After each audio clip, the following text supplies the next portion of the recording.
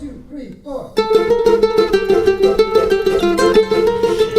Hi everyone, hi everybody.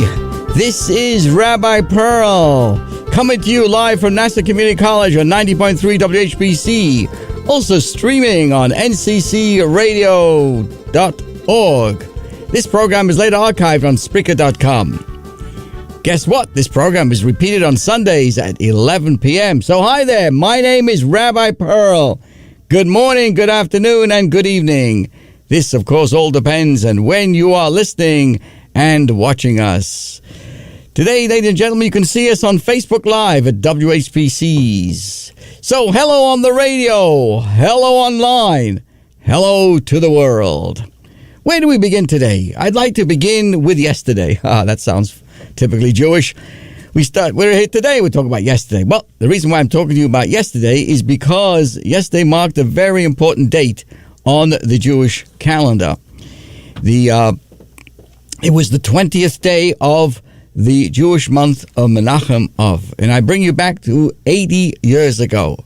What am I talking about? Well, Mendy and Mushki. You ever heard of Mendy and Mushki? I'm sure you all know. These are household names in every Chabad house. But there's another name that you've certainly heard of before, or now you're hearing about it. It's called Levi Yitzchak. It was the name of the Rebbe's father, Rabbi Levi Yitzchak Schneerson of blessed memory, whose 80th yahrzeit we marked this Shabbat yesterday on the 20th day of the month of Menachem Av. The Rebbe's father, Rabbi Schneerson's father, Rabbi Levi Yitzchak, was an extraordinary Torah scholar and a Kabbalist. And in 1908, just at the age of 31 years old, he was appointed as the rabbi of Yekaterinoslav.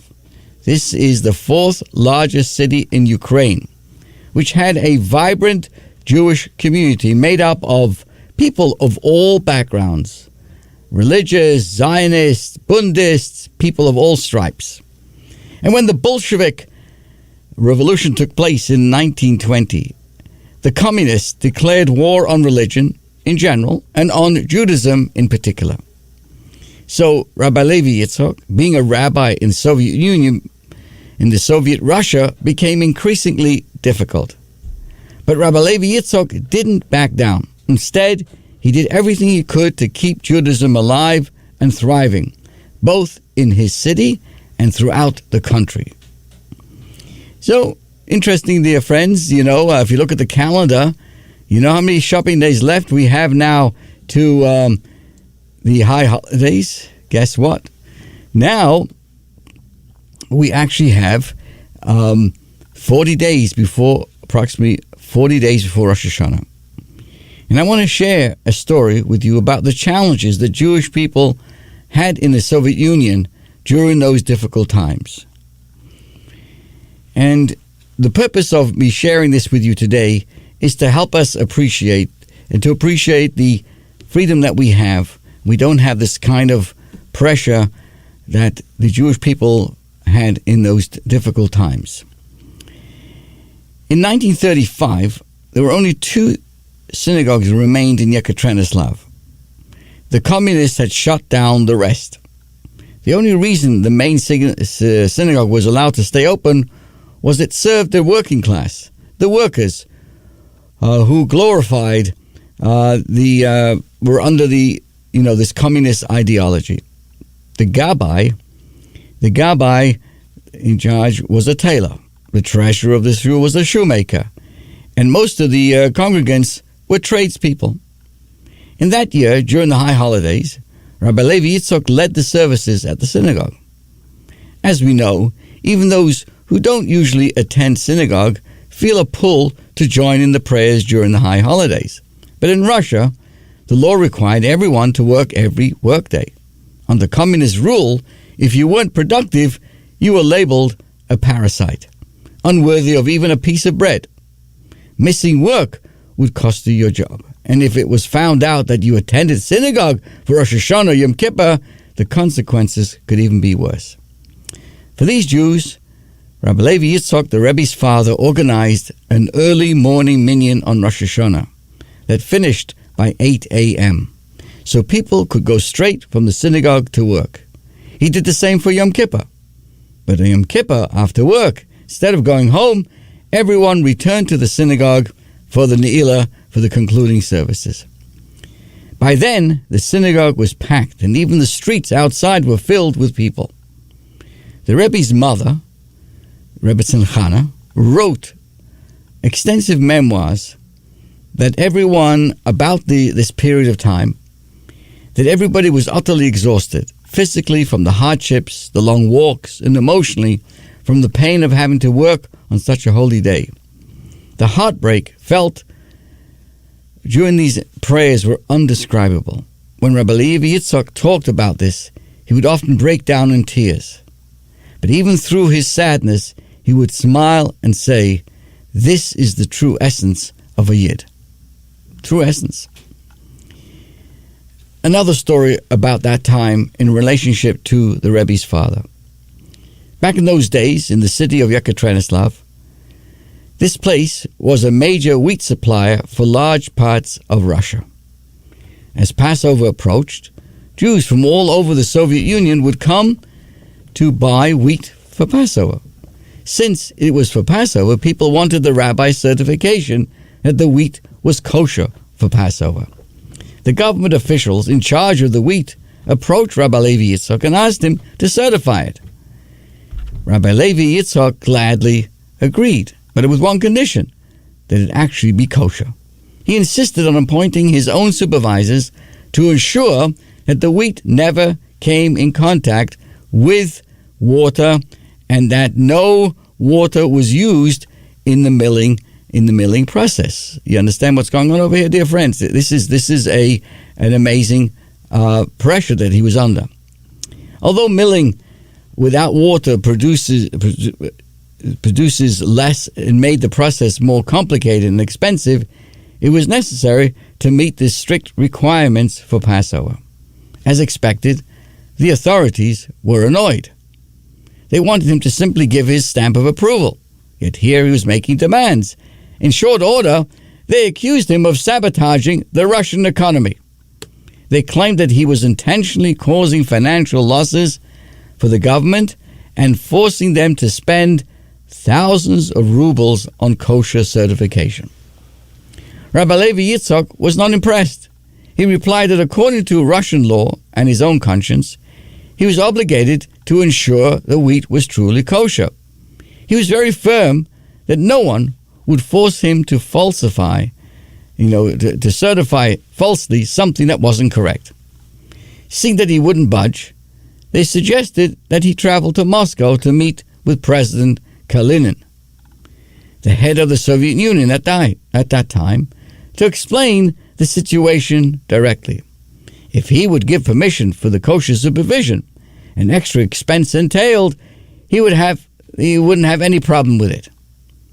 Perhaps they thought that Rabbi Levi Yitzchak would be afraid to take up their offer, but he wasn't. He made the trip to Moscow and managed to meet with the president. His name was called Kalinin. He presented his case, and the president issued an order that wherever Rabbi Schneerson sent his supervisors, they were to be supported and their instructions followed, even if it meant extra costs. That year, across Ukraine, the communist government provided kosher flour for Passover to any Jew who wanted it. This was an incredible achievement. This was during a time when people were rationed to just 30 grams of black bread per day. Yet the government made sure that the white flour was available for matzah. This success, ensuring thousands of Jews at that time with kosher Passover matzah for Passover, for Pesach, brought Rabbi Levi Yitzchak true spiritual joy. However, his joy did not last long. Just 5 days before Passover, on the 9th of Nisan, 1939, KGB agents showed up at Rabbi Levi Yitzchak's home. This was the father of the Lubavitcher Rebbe, Rabbi Menachem Mendel Schneerson, and they arrested the Rebbe's father. Thankfully, they allowed him to take 2 kilograms of matzah with him.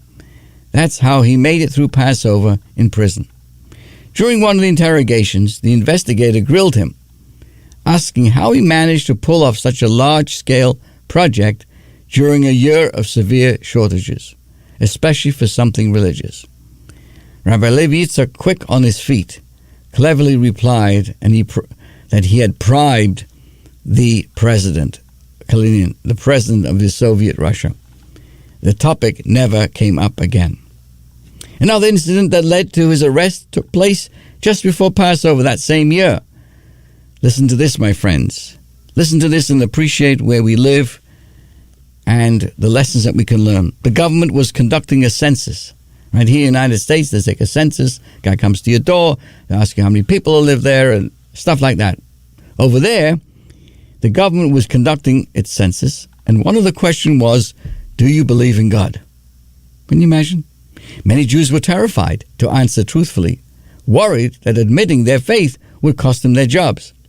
On Shabbos, Rabbi Levi Yitzchak stood up in the packed synagogue and boldly declared that answering no to this question was like denying your very Judaism. No Jew should ever do such a thing. His words struck a chord.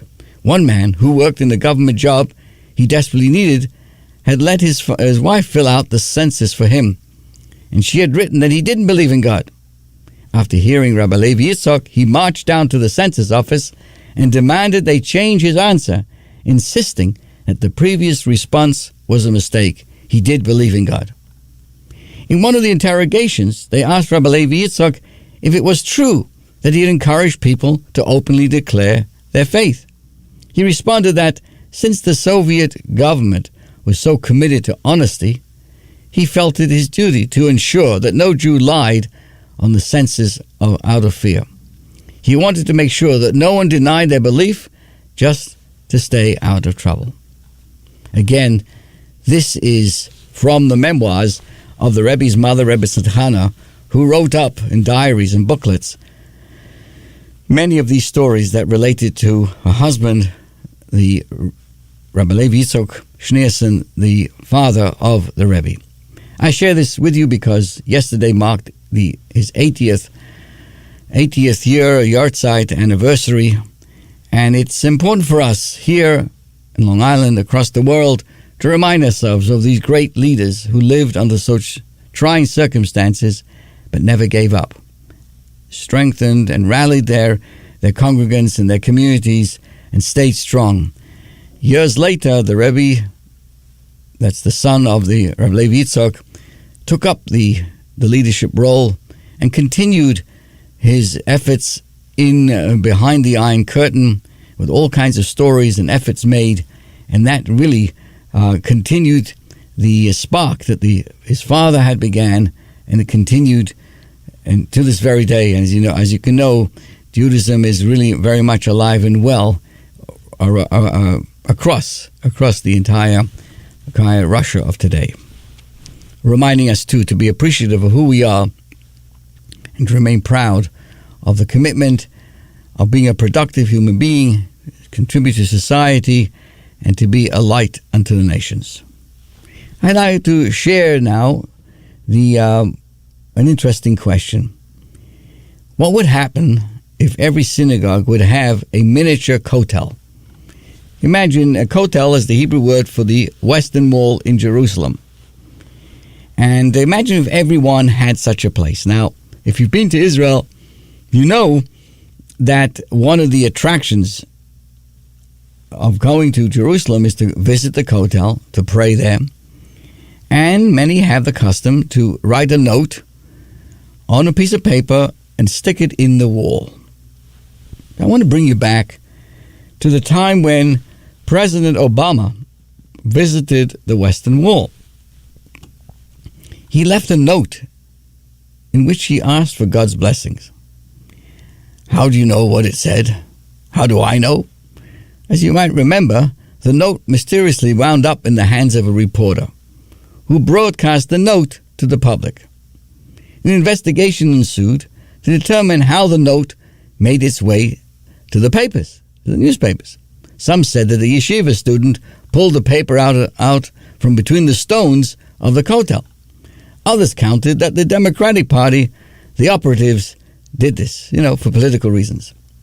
But regardless of who did it and why, let's talk about this custom itself of writing a note on a piece of paper and placing it inside the wall, the western wall. This is the retaining wall of the Temple Mount, the western wall. In Hebrew is called Kotel Hamaravi. What is the source of the custom to write notes and push them between the stones of the wall? Is it not enough to visit the Kotel, stand close to it, and verbally express what you need? Why do you need to write it down? So I would like to share with you today an appreciation that in Jewish prayer there are several levels. There's a level of prayer in thought, in speech, and levels of prayer in action. Let me explain. There's a concept of saying a prayer in your mind, thinking it. When verbal prayer is not physically possible for any reason, this mental prayer is valid. As the verse says, say it in your hearts, indicating that prayer can be recited internally.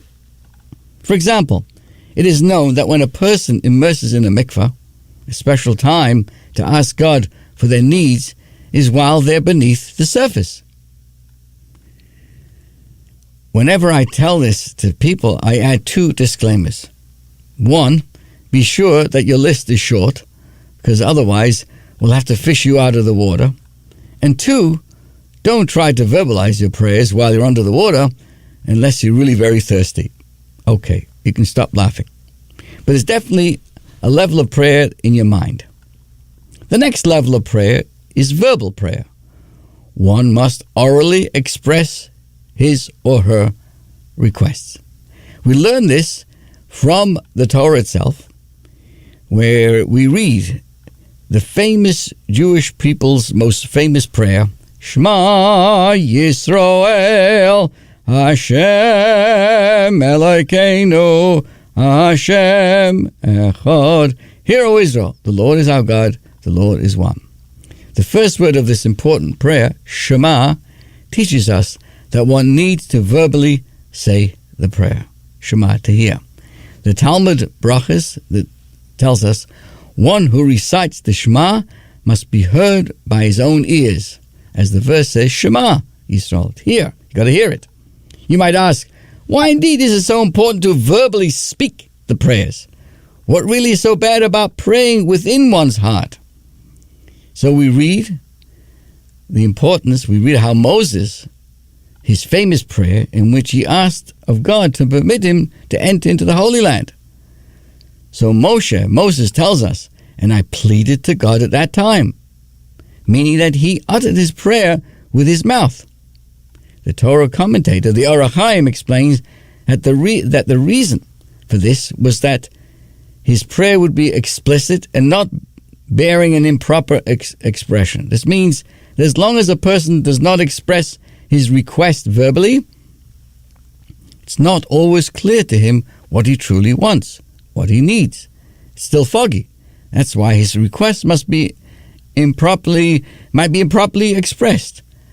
God very much wants to fulfill our requests, but he sees that you're still not sure what you exactly want. That's why the Torah says that we need to verbally state one's prayer, because then you know clearly what you want. But even though you need to say your prayer verbally, Jewish law establishes that the Amidah prayer needs to be said silently.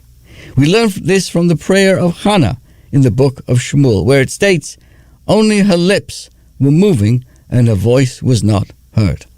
Now, why is it so important to specifically pray quietly? Answering this, Jewish law states that it is in order not to embarrass sinners who confess their sins in prayer. The Jewish law is concerned for those confessing their sins in prayer, that the person standing next to them might hear what he or she did and immediately go and tell the community and write it up on Instagram. But it's more than that. Let's say someone comes to shul and wants to thank God for a great business year. He made lots of money, but he doesn't want anyone to know it, especially the rabbi, of course. Because then they'll immediately start asking for donations and suck the life out of him. For this reason, the sages established the silent Amidah.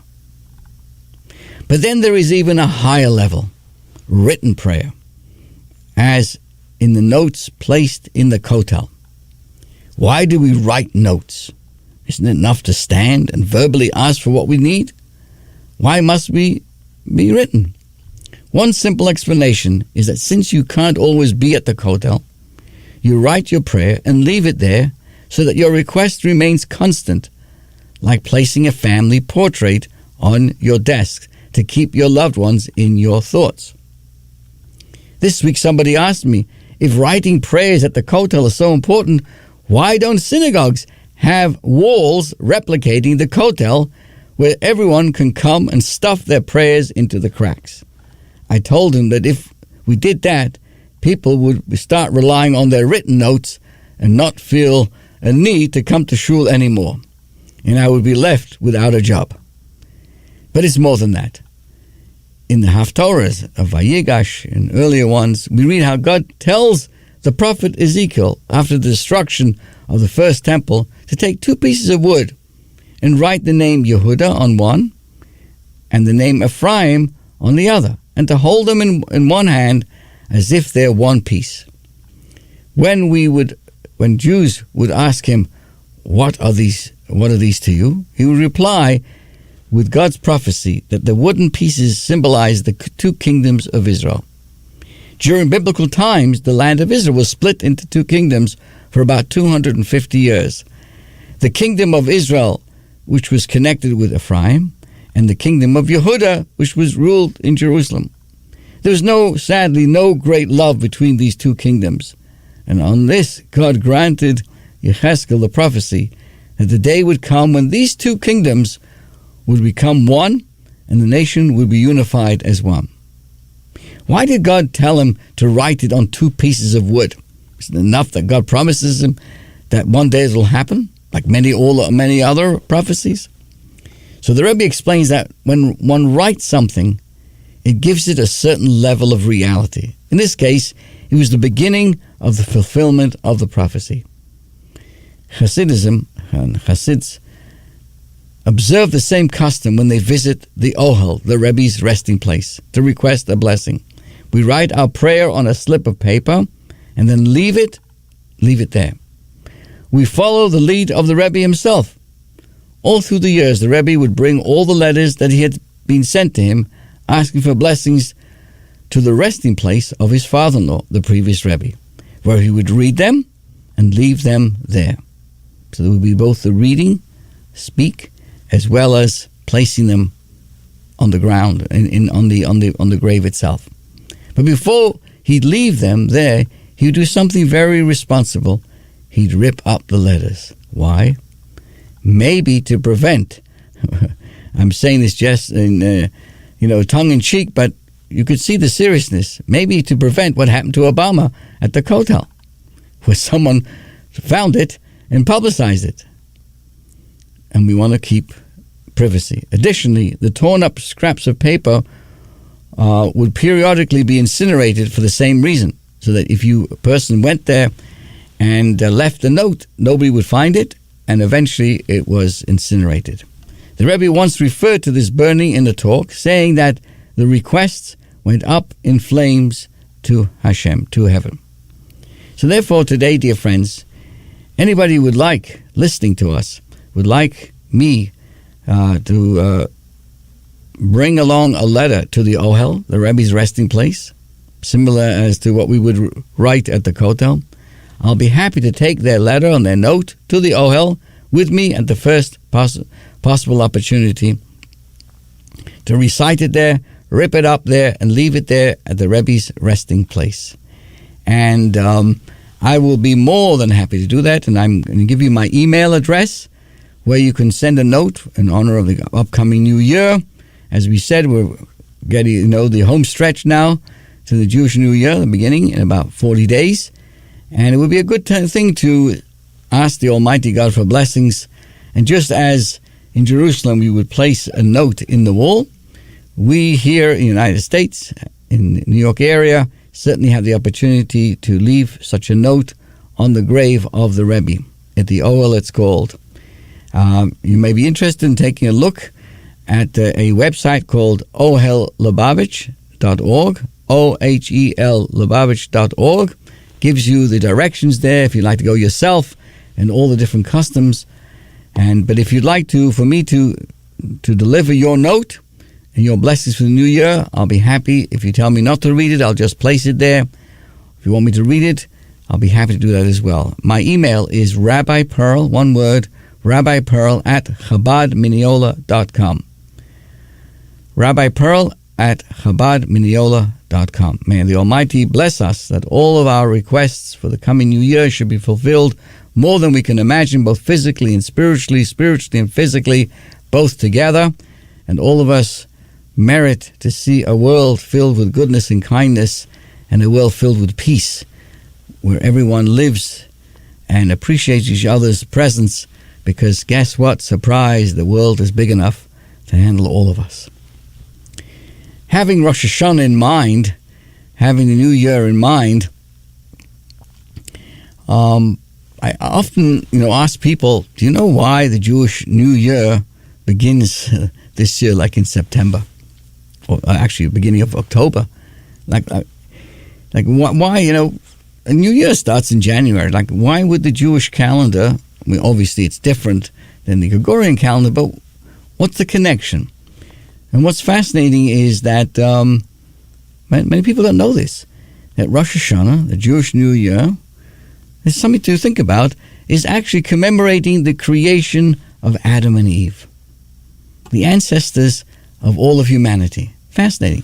It's not the date when the Jewish people began or stood at Mount Sinai, some event like that. It has a very universalistic perspective. The Jewish New Year gives credence and importance to the creation of Adam and Eve, the parents of all of us. Accordingly, this anniversary is designated to serve as an eternal day of renewal and forgiveness for Adam and Eve's descendants throughout all the ages.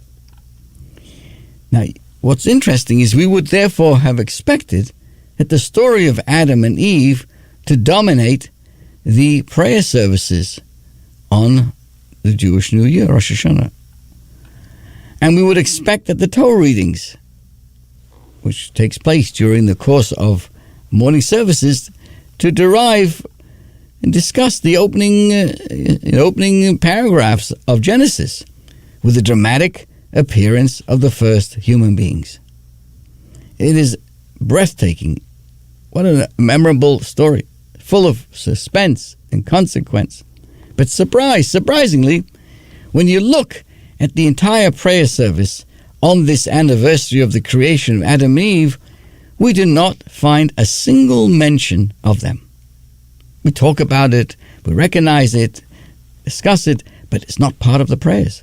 Unbelievably, the first couple is completely ignored. Adam and Eve are not even on the sidelines, let alone taking top billing. And similarly, the Torah readings on both days of Rosh Hashanah don't mention these first human beings either, not even once. This is strange. It's a direct snub. So where are they? And why have they been hidden away like that? Also, who do we actually read about? Who do we read about? Of course, you already know that we read about Abraham and Sarah, the father and mother of the Jewish people. Their names are frequently invoked in the service, and their lives and deeds are consistently woven into the liturgical fabric, so that they are inseparable from it. And the most important symbol of the day, the shofar, also sounds to recall the most dramatic episode in their family's life, the binding of Isaac. Likewise, they emerge yet again to appear as the main figures in our Torah readings on both days. And that's the question that we could be thinking about today. Even though we're somewhat, about 6 weeks from that, Why? What's the focus on Abraham and Sarah on the Jewish New Year when it's on the anniversary of Adam and Eve? Why are they rendered the great stars, so to speak, of the Rosh Hashanah show? So I would ask you to ponder this. Who's got the best resume in Torah? The answer to this question lies in this very question. Who in the Bible has the best genetic inheritance in the best living environment? Who is best prepared for success? I'm sure you would agree it was Adam and Eve. Adam and Chava. For those who don't understand English, it's Adam and Chava. No one was ever awarded a more glorious start or a more splendid endowment than Adam and Eve. They were created by God himself, who personally crafted them in his image, in his divine image. Also, no one was ever born into a better and potentially more nurturing environment than Adam and Eve.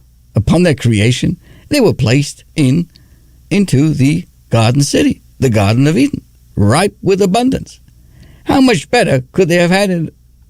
It was unbelievable. They entered the stage already in possession of the best DNA, the best environment, nature and nurture. They had best of both. They had to work for none of it. It was all gifted to them.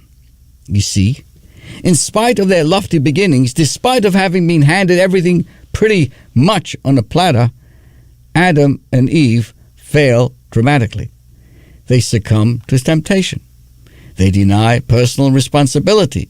They blame each other and manage to get into a fight. And guess what? They're soon expelled from paradise.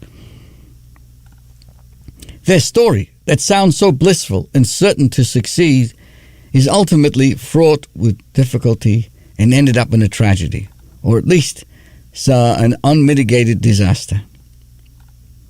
So now, who in the Bible was endowed with the worst heredity and environment? Who had the highest mountains to climb? The answer is Abraham and Sarah. They were both born to lowly heathen parents, indistinguishable from their pagan contemporaries. They had a rough beginning. In fact, Abraham's father was the infamous idol manufacturer, effectively the CEO of Idols R Us, or Idols Depot. And the cultural environment in which Abraham and Sarah were brought up was corrupt and immoral. The people of their generation were barbaric and depraved, as exemplified by Sodom and Gomorrah. Yet in spite of their most unfavorable pedigree and environment, Abraham and Sarah went on to revolutionize the course of history, bringing God and his ethical teachings to humanity, and becoming the founding father and mother of the Jewish people. By cutting against the grain, they succeeded in changing the world. Why did Adam and Eve fail in spite of their glorious beginnings? And why did Abraham and Sarah go on to succeed, despite having both nurture and nature stacked so heavily against them? Well, a boy comes home from school and sees his father reviewing his appalling school report. His report card, which was filled with F's. The boy asks his father with artful innocence and a naughty smile, says, "Dad, what do you think the trouble with me is, heredity or environment?" So, what exactly was the trouble with Adam and Eve? The answer, and the reason we turn our attention to Abraham and Sarah rather than Adam and Eve on Rosh Hashanah, lies in the choices they made and who they chose to become. Both were blessed with intelligence, and they made a decision to use it wisely. Adam and Eve did not choose to transcend their natural instincts. They gave into them instead. They saw God's command as a constraint from which they wanted to break free, rather than as something that could elevate them. Don't get me wrong, they weren't bad. They were just weak. In contrast, Abraham and Sarah elected to rise above their natural instincts and given circumstances, seeing that there were two possible routes to take. For them, the divine command liberated them. It gave birth to a noble character and a higher way of living.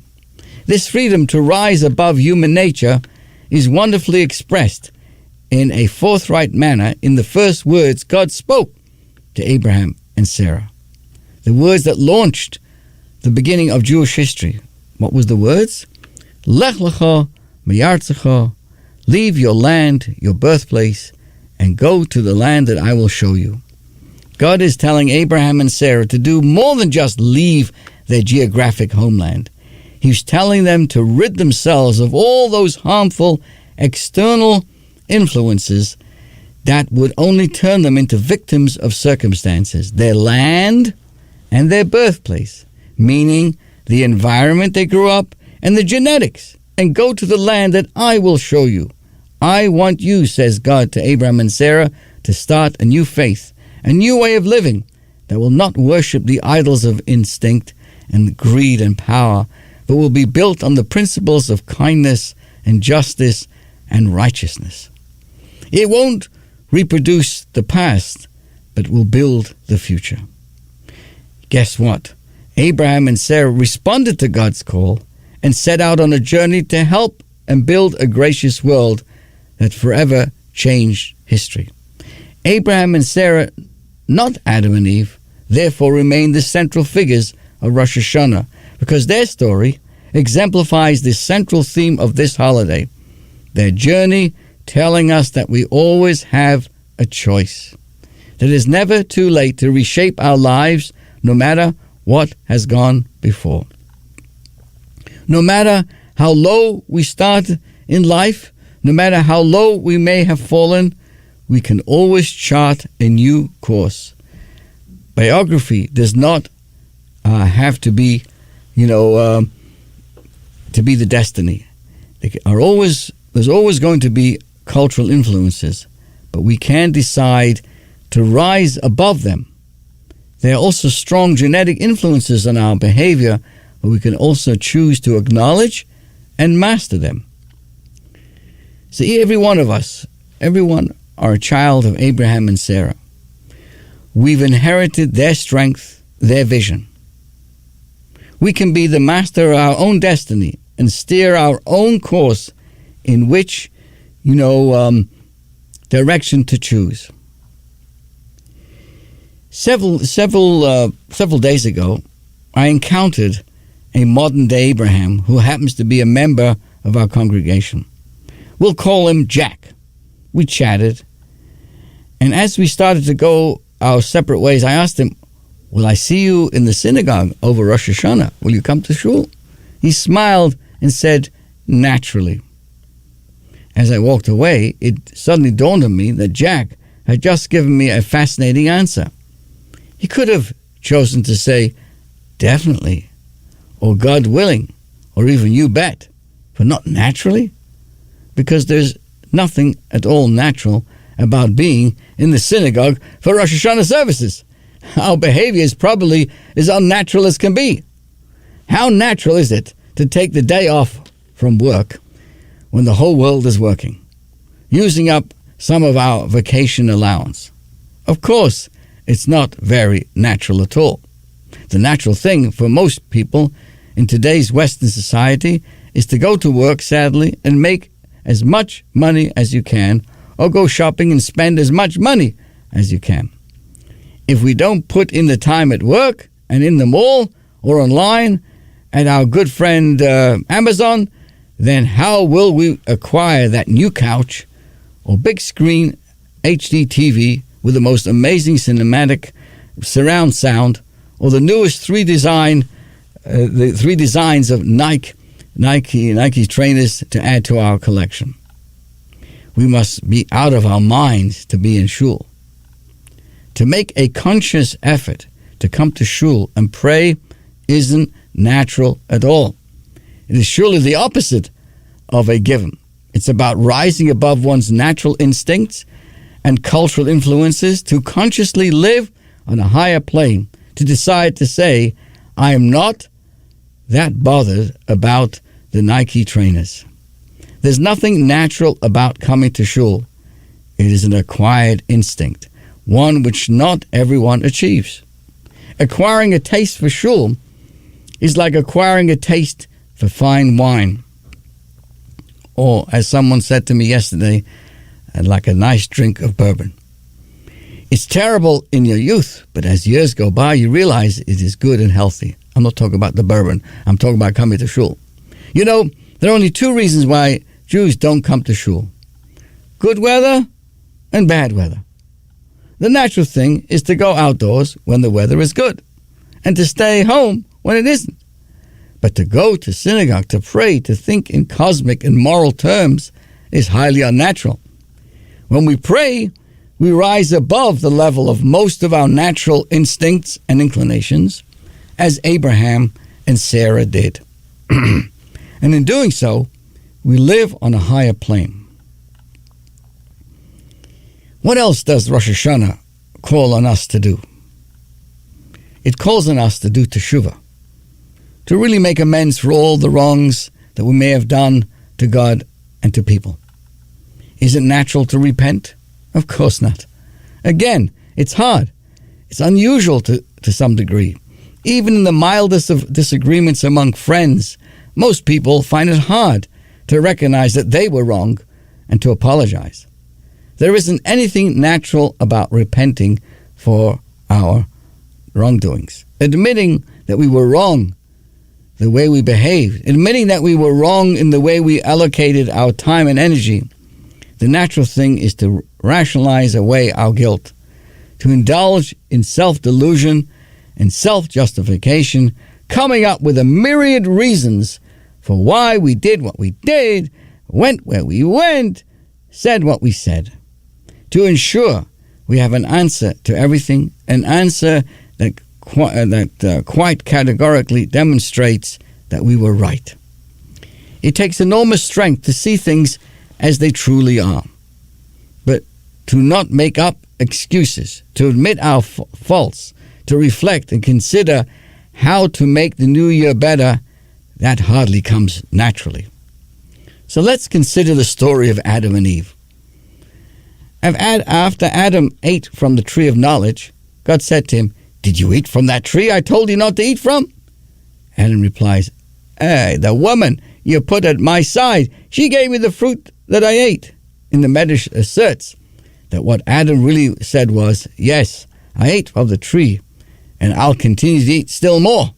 Achalti v'oichel oid." This is an enigmatic Medrash. What does it mean? Did Adam really have the chutzpah to tell God he'd munch on more? And the Medrash offers a profound psychological insight into human nature. Adam denied any personal responsibility for what he had done. Instead of admitting his wrongdoing and defiance, he assigns the blame to God and Eve, saying, "The woman you, God, put at my side, she gave me the fruit, and I ate it." When a person is in denial about wrong that they have done, they are saying there's no reason why they will not do it again. It is inevitable. They can justify it, so it's fine. Change begins with clear-eyed perspective. When a person is in denial about addiction, they will remain an addict. When Adam said, it's your fault, it's Eve's fault, he was fundamentally expressing, "I will do it again," even if he didn't use those words. Like Adam, we naturally deny guilt and blame others. Hey, in admitting our shortcomings, in apologizing, in fixing the hurt that we have caused, we rise above human nature. We rise above selfishness. We rise above the need to be right. The need to always be right is not right. Both King Saul and King David, Israel's first two kings, sinned. Both were reprimanded by a prophet, but their fates were radically different. Saul lost his throne. David did not. The reason was that David confessed immediately. He said, "Chatasi, I have sinned." Saul, on the other hand, made terrible, relentless excuses and blamed the nation before eventually being compelled to admit his sin. Adam and Eve didn't resist the instinct to assign blame, and paradise was lost. King Saul did not resist the human instinct to blame either, and his kingdom was lost. When we follow our natural instincts without elevating them, mankind disintegrates. The stakes are higher than we realize. A king once came to a jail and interviewed the prisoners. He asked each one, "What are you in here for?" One said, "Your Majesty, I was framed." The other one said, "Your Majesty, I am innocent. It wasn't my fault. It was my parents." As the king went through the entire population, everyone claimed to be innocent. Finally, he came to the last prisoner, Sammy. The king looked into his eyes and asked, "Sammy, why are you in jail?" And Sammy answered, without even a hint of hesitation, "Well, I was a little hungry. I had no money. I shoplifted, so they arrested me, and here I am. I'm guilty. I did it." Not a word more was said, and to everyone's astonishment and anger, the king immediately freed him. Everyone clamored, "Hello," asking the king why he let Sammy go free, when he was the only one to have admitted to his crime. The king said, "Well, it's quite obvious. I don't want that one man to corrupt all the innocent people here. You deserve better. If we can't admit our mistakes, if we are in denial, if we blame others, then we remain in our own psychological prison, even if we are not physically incarcerated. When a man commits a crime and doesn't own up to it, his own self, his conscience, always knows that he's done it. He may have to live with his guilt or with the fear of looking over his shoulder for the rest of his life. That in itself is incarceration. But when we accept responsibility for our misdeeds, we are set free. There are few things more liberating than correcting mistakes or mending a relationship. The earth, as we all know, is full of pain. In the most tragic of pain, we could so easily end by simple words. "I was wrong. I am sorry. Forgive me." That's all we need to say. So little. And yet, it takes a particular kind of courage to apologize. It takes the courage to transcend all our natural instincts, to go against every fiber in our bodies, to override the bad feelings that admitting culpability brings to us. The rewards are enormous if we can summon the strength to do it. The good feeling will outweigh and overcome the bad. Friends, dear friends, 100% natural is great for food, but it's absolutely terrible for human beings. If you want to live with a nobility only a human being can entertain, then we have to transcend our base nature. The status quo just isn't good enough. In order to be human, we have to be more than human. There is a divine spark in the human heart. If we don't encourage it to grow and fan the flames of it on a conscious level, then basically we lose it. All of Judaism, every mitzvah, every syllable of the Torah, every small or great element of Jewish law calls on us to rise high above our nature so that we can come to live in friendship with God. You know, Judaism itself is a sustained struggle, the greatest ever known, against self-resignation to the person I am in the name of the person that I could be. Finally, Rosh Hashanah also, again, you're wondering, why am I talking about Rosh Hashanah? Because there's just so many shopping days left now to the Jewish New Year, 40 days approximately. The other aspect of the New Year calls on tzedakah, to be kinder, to be more giving. The law of nature tells us that all human beings are our competitors, that we are engaged in brutal struggle for existence, each person against the other, resulting in the survival of the fittest. What we amass is ours alone. We don't have any compulsion or obligation to share it. Nature tells us to look out for ourselves, to do unto others before to do unto others before they do unto you. Yet our higher self, the one nurtured by God's commandments, tells us to love our neighbor as ourselves and to share our blessings with those less fortunate. This is how our lives will be rich and rewarding. There was a boy named Gerald Walpe who lived in Boston. At the age of 11, his father suddenly died, and every aspect of his life was turned upside down. His mother, a young widow, had to immediately plunge into the working world to provide for herself and her young son. She became a waitress with long, exhausting hours. Gerald missed his father day in and day out, but had to mask his pain and tears for his mother's sake. He knew she was carrying her own burdens and did not want to add to her grief by sharing his own sense of loss. Because of her long hours, Gerald also saw very little of his mom. His mother was asleep when he began his day, since classes began at 8:30 a.m. But Gerald made sure he woke each morning at 5:30 a.m. and had to leave soon afterwards. It was a very long walk to school, and yet on the way, without fail, he would stop at the synagogue halfway along his route. There, every morning he would join the morning service to recite the Kaddish, the mourner's prayer. After the first week of this schedule, something quite unusually happened. He noticed that the old Mr. Einstein, the custodian or the shamus of the synagogue, began to appear quite close to Gerald's front gate just as he left for his trek to the synagogue, that enabled them to walk together. This was odd, because Einstein was advancing in years, and during the previous week, Gerald had noticed that he had always arrived for the minyan in a car driven by a congregant. Now, each morning, he strangely seemed to be passing right by Gerald's home on foot, just as Gerald began his walk to synagogue and school. The shamus explained, "Your home is on the way to the synagogue. I have to go this way, and I thought it might be fun to have some company. That way, I don't have to go alone." So each morning, he was there no matter what. They trekked through the freeze of the winter, the heat of the summer, and each morning they shared another story about the Jewish people, talked about the prayer book, and discussed multitudes of questions of faith.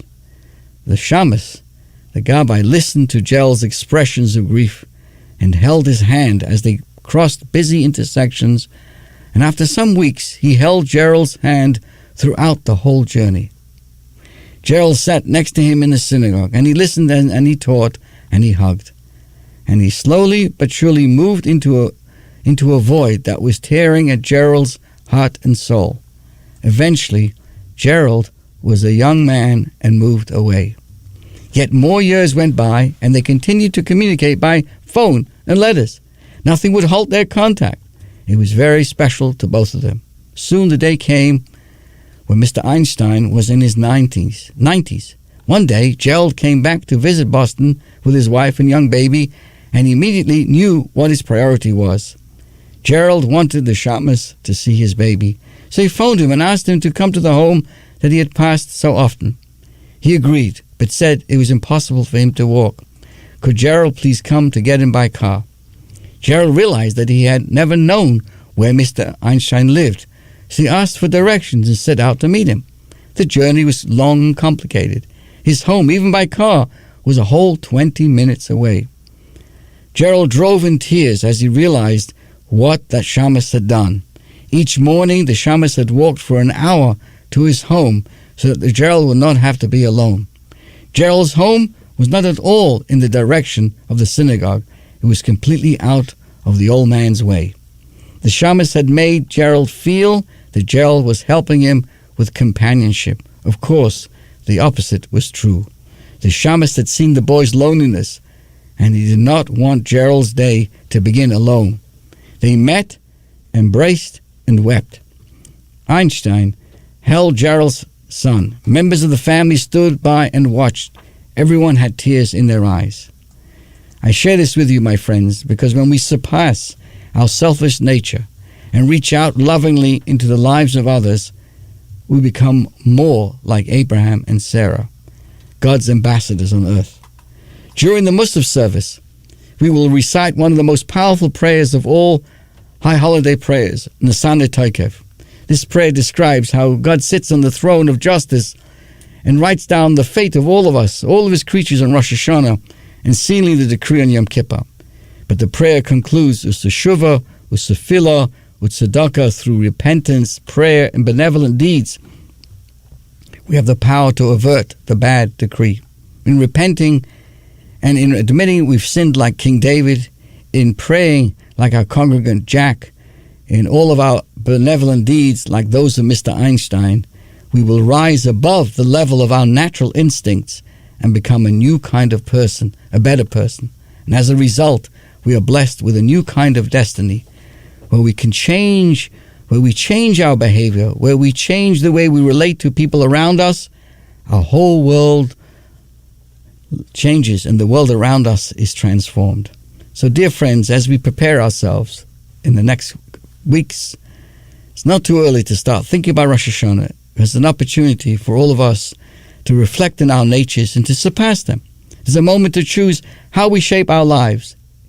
It is a heartfelt, joyous invitation to respond to God's call, the call first heard by Abraham and Sarah almost 40 centuries ago, and which still is very strong today. It's an opening to help build a society unlike others, based not on natural instincts and survival of the fittest, but on righteousness, compassion, kindness, and understanding. That is the magic of this day. It introduces us to our better selves, reminds us of how happy we can be if we express that better self throughout the entire year. This is your host, Rabbi Perl, wishing you a wonderful, wonderful day and week. It's not too early to wish everybody a very happy, healthy, and sweet New Year.